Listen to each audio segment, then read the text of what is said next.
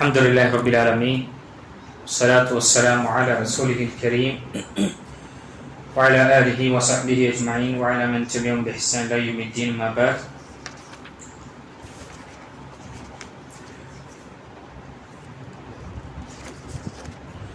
وعن ابن مسعود رضي الله عنه وعن ابي مسعود عقبة بن عمرو البدري الأنصاري رضي الله عنه قال قال رسول الله صلى الله عليه وسلم يؤم القوم قراءهم لكتاب الله فإن كانوا في القراءة سواء فأعلمهم بالسنة فإن كانوا في السنة سواء فأقدمهم هجرة إلى آخر الحديث. رواه مسلم. விடயத்துக்குரிய அல்லாஹ்வின் அடியார்களே, நாம் தொடர்ச்சியாக உலமாக்களை, பெரியோர்களை மற்றும் கல்வியாளர்களை கண்ணியப்படுத்துவதும் அவர்களுடன் நல்ல முறையாக அணுகக்கூடிய தலைப்பின் கீழ் ஹதீஸுகளை பார்த்து கொண்டு வருகின்றோம். இன்று பார்க்கக்கூடிய முஸ்லிமில் வரக்கூடிய ஹதீஸ் அல்லாஹ்வுடைய தூதர் ஸல்லல்லாஹு அலைஹி வஸல்லம் கூறினார்கள், அவர்களில் அல்லாஹ்வின் வேதத்தை நன்கு ஓதத் தெரிந்தவர் மக்களுக்கு இமாமத் செய்வார். ஓதுவதில் சமமானவர்களாக அவர்கள் இருந்தால் அவர்களில் நபி வழியை நன்கறிந்தவர் இமாமத் செய்வார். நபி வழி விஷயத்திலும் அவர்கள் சமமாக இருந்தால் ஹிஜ்ரத் செய்ததில் அவர்கள் முதலாம் அவர் இமாமத் செய்வார். ஹிஜ்ரத் செய்ததிலும் சமமாக அவர்கள் இருந்தால் அவர்கள் வயதில் மூத்தவர் இமாமத் செய்வார். ஒரு மனிதர் இன்னொரு மனிதரின் அதிகாரத்தில் தலையிட்டு இமாமத் செய்ய வேண்டாம். ஒருவரின் வீட்டில் அவரது இருப்பிடத்தில் அவரின் அனுமதியின்றி உட்கார வேண்டாம் என்று நபி ஸல்லல்லாஹு அலைஹி வஸல்லம் கூறினார்கள். இந்த முதல் ஹதீஸில் நபி ஸல்லல்லாஹு அலைஹி வஸல்லம் நமக்கு இமாமத் யார் நிறைவேற்றுவார், இந்த பொறுப்பு யார் சுமப்பார் என்ற விஷயங்களை நமக்கு சொல்லப்பட்டது. ஏனென்றால் இது தொழுகை நிறைவேற்றக்கூடிய அல்லது இமாமத்துடைய இந்த பொறுப்பை ஏற்கக்கூடியவர் ஒட்டுமொத்த எல்லா முஸ்லிம்களுடைய தொழுகையை அவர் பாதுகாத்த நிலையில் அவர் தொழக்கூடியவராக இருக்கின்றார். அதனால்தான் நமக்கு தனியாக தொழுகும் பொழுதும் நாம் ஒரு இமாமாக நின்று தொழுகும் பொழுது நிறைய வித்தியாசம் இருக்கும். நமக்கு பின்னால் இருக்கக்கூடியவர்களுடைய அந்த தொழுகையை வீணாக்காமல் அவருக்கு நாம தொழ வைக்கக்கூடியவர்களாக இருக்கும். அப்படிப்பட்டவர்கள் கல்வியாளர்களாக இருக்க வேண்டும். இரண்டால் கல்வியாளர்கள் கல்வி யாருக்கு அல்லாஹு தஆலா கல்வி மார்க்க கல்வி கொடுத்திருக்கின்றானோ அவர்கள் அல்லாஹை வணங்கும் பொழுது தெளிவான முறையில் வணங்குவார்கள். அலா பசீரா, மிகவும் தெளிவாக எந்த ஒரு சந்தேகமின்றியும் வணங்குவார்கள். அப்படி வணங்கும் பொழுது அவர் ஒது செய்வதும் சரி, அவர்கள் தொழுவதும் சரி, மற்ற விஷயங்கள் அழகான முறையில் நபி ஸல்லல்லாஹு அலைஹி வஸல்லம் எப்படி காட்டி தந்தாரோ அப்படி செய்யக்கூடியவர்களாக இருப்பார்கள். அதுவே ஒரு ஜாஹிலாக அவர் இருக்கும் பொழுது அவர் மக்களை அவர் அந்த அறியாமை காரணத்தினால் அவரும் சரியாக செய்ய மாட்டார். பிறகு ஒரு பொறுப்பு கல்வி இல்லாத நிலையில் ஒரு பொறுப்பை சுமந்தார் என்றால் அதையும் சரியாக நிறைவேற்ற மாட்டார். ஆக கல்வி உள்ளவர்களுக்கு முக்கியத்துவம் கொடுப்பது என்று இங்கு மார்க்கம் சொல்லப்பட்டு, குறிப்பாக இமாமத்துடைய விஷயத்தில் ஒரு இமாம், நமக்கு ஒரு இமாம் நியமனம் செய்யப்பட்டிருக்கின்றார் என்றால் அந்த இமாம் இருக்கக்கூடிய நிலையில் வேறு யாரும் அந்த இடத்தில் தொழக்கூடாது.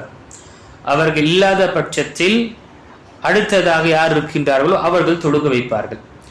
இங்கு இந்த ஹதீஸில் சொல்லப்படும் பொழுது அவை எல்லாருமே குர்ஆனை மனனம் செய்யக்கூடியவர்களாக இருக்கும் பொழுது அதில் அதிகமாக யார் குர்ஆனை மனனம் செய்தார்களோ அவர்களை நாம் முற்படுத்துவோம். அதிலும் இல்லாமல் சமமாக இருக்கும் பொழுது அந்த கல்வியுடன் குர்ஆனுடைய மனனத்துடன் ஹதீஸுகளுடைய கல்வியும் ஃபிக்ஹ் சம்பந்தப்பட்ட விஷயங்கள் யார் அறிந்து இருக்கின்றார்களோ அவர்கள் மார்க்க சட்டங்கள் அவர்களை நாம் முற்படுத்துவோம். அதிலும் அவர்கள் சமமாக இருக்கின்றார் என்றால் ஹிஜ்ரத்துடைய விஷயங்கள் யார் ஹிஜ்ரத்தை மேற்கொண்டார்கள். இப்பொழுது ஹிஜ்ரத்துடைய நிலை இல்லை என்றால் மூத்தவர்கள், அந்த வயதில் மூத்தவர்களை நாம முன்னிறுத்துவோம் என்று இங்கு நமக்கு நபி ஸல்லல்லாஹு அலைஹி வஸல்லம் ஒவ்வொரு நிலையிலும் ஒவ்வொரு கட்டத்திலும் சொல்ல கூறுகின்றார்கள். அடுத்ததாக நபி ஸல்லல்லாஹு அலைஹி வஸல்லம் சொல்லும் பொழுது லா யஉம்மன் الرجل الرجل في سلطانه,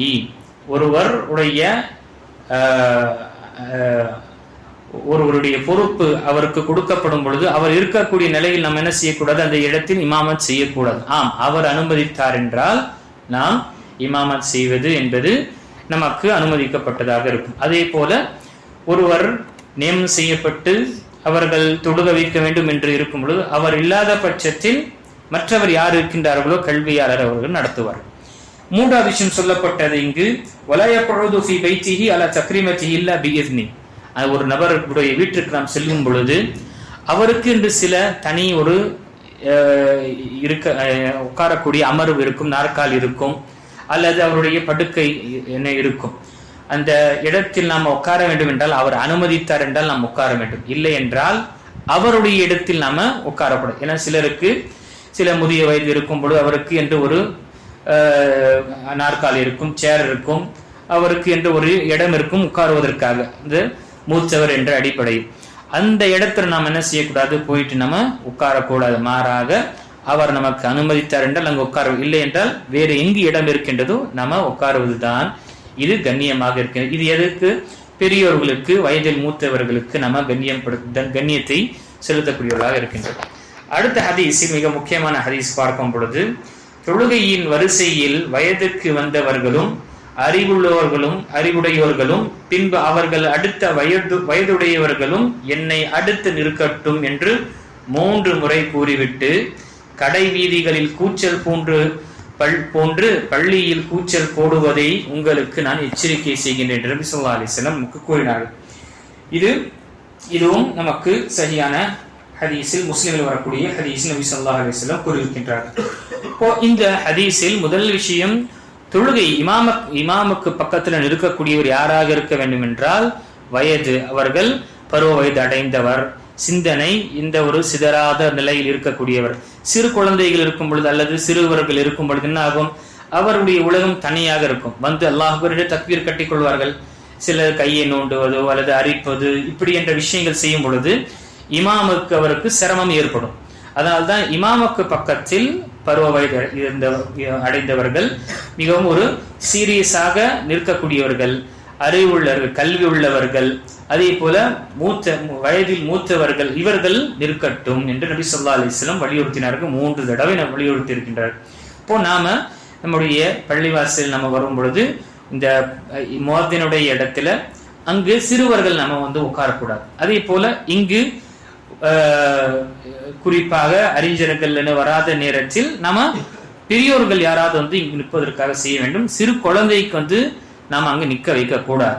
சிறு குழந்தைகளுக்கு ட்ரைனிங் ஆகட்டுமே, பழக்கமாகட்டுமே என்று நம்ம அடுத்த நம்ம தள்ளி வைக்கலாமே தவிர அவருக்கு இமாமுக்கு பக்கத்துல நம்ம நிற்க வைக்க கூடாது. ஏனென்றால் என்ன ஆகும், எவ்வளவு அவர்கள் மரணம் செய்திருந்தாலும் சில நேரத்தில் என்ன ஆகும், அவருடைய விளையாட்டு தன்மை இருக்கும். பார்க்கிறோம் நம்முடைய பள்ளிவாசல் அல்ஹம்துலில்லாஹ் நிறைய ஹாஃபிஸுகள் வராங்க. நம்முடைய குழந்தைங்க, நம்முடைய மொஹல்லாவுடைய பசங்க ஹிப்ஸ் செஞ்சிருக்கிறாங்க. ஆனா அதில் சிலர் மிகவும் கவனமாக, மிகவும் சிந்தனை சிதறாமல் எப்படி ஒரு பெரியோர்கள் தொழுவார்களோ அப்படி தொழுவதற்காக முயற்சி செய்கின்றனர். சிலர் அதே ஹாஃபிஸ் அவர் இங்கு கை அங்க கை வைத்துக் கொண்டு கால் இப்படி அப்படி என்று லெஃப்ட் ரைட் அடித்துக்கொண்டு இப்படி எல்லாம் இருக்கு. இப்போ இந்த நேரத்தில் என்ன ஆகும், இமாமுக்கு பிரச்சனை ஏற்படும், அவர் மறதி ஏற்படக்கூடிய நிலையோ அல்லது அவருக்கு மனசு சலசலப்பு ஏற்படக்கூடிய நிலை ஏற்படும். இதனால்தான் நபி ஸல்லல்லாஹு அலைஹி வஸல்லம் இங்கு நமக்கு கூறினார்கள். இதையும் நமக்கு நபி ஸல்லல்லாஹு அலைஹி வஸல்லம் இங்கு விஷயத்தை கூறியிருக்கின்றார்கள். அதே போல பள்ளிவாசலுக்கு என்று ஒரு அதப் இருக்கு, ஒரு மரபு இருக்கு. அது என்ன, நாம பள்ளிவாசலில் பேசும் பொழுது கொஞ்சம் நம்முடைய சப்தத்தை கொஞ்சம் தாழ்த்தி நம்ம பேச வேண்டும். வெளியே பேசுவது போல நாம பள்ளிவாசலில் பேசக்கூடாது. ஏன்னா இது பள்ளிவாசலுடைய ஒழுக்கங்களில் ஒன்றாக இருக்கின்றது என்று நமக்கு இங்கு தெரிகின்றது. இப்போ இந்த அனைத்து விஷயங்களும் எப்பொழுது நாம் அறிவோம், எப்பொழுதெல்லாம் நாம மார்க்க கல்வி விஷயங்களை அறிந்து கொள்வோமோ அதற்குரிய உரிமைகளை கொடுப்போம்.